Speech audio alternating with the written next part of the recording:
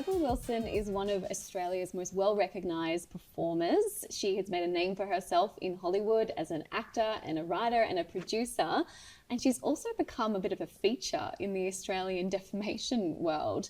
Her earlier proceedings against Bauer Media was really key in shaping the conversation about what damages can be awarded for reputational harm when someone has been defamed.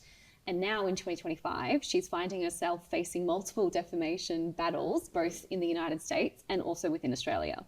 Yeah, so to give a bit of context there, Rebel Wilson is facing a little bit of legal action based on recent posts that she made on Instagram associated with her film, The Deb. So she alleged that certain people on set had alleged in serious misconduct, including both sexual misconduct and financial impropriety. Her comments also implied that Charlotte McInnes, the film's lead, had been the victim of that type of behaviour on set. Right. So the film's producers have commenced proceedings against Rebel in the United States and in Australia. And then Charlotte McInnes has also commenced her own defamation proceedings against Rebel Wilson in the Federal Court of Australia. Charlotte McInnes has said that the comments made by Wilson have conveyed false and harmful imputations about her. And that they have directly impacted her reputation.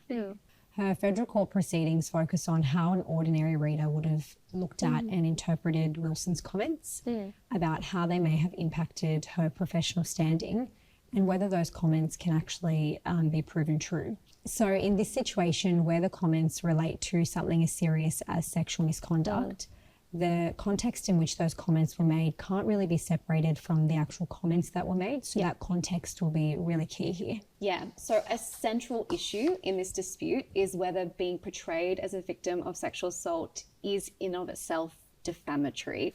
I mean, in the past, Australian courts have held that being falsely identified as a victim of sexual assault may not be defamatory per se, but it's all about the context there. I mean, it's one thing to say someone's a victim of sexual assault. That doesn't give them any sort of moral blame or culpability. But if the actual words and the real innuendo within those words crosses into the territory of suggesting that Charlotte was in some way,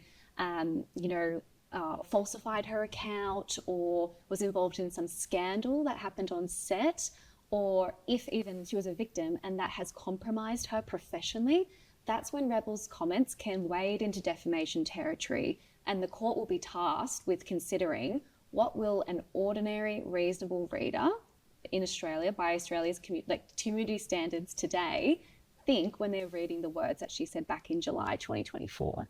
That's right. It's all about the context here. So the issue is not necessarily that Charlotte was described as a victim.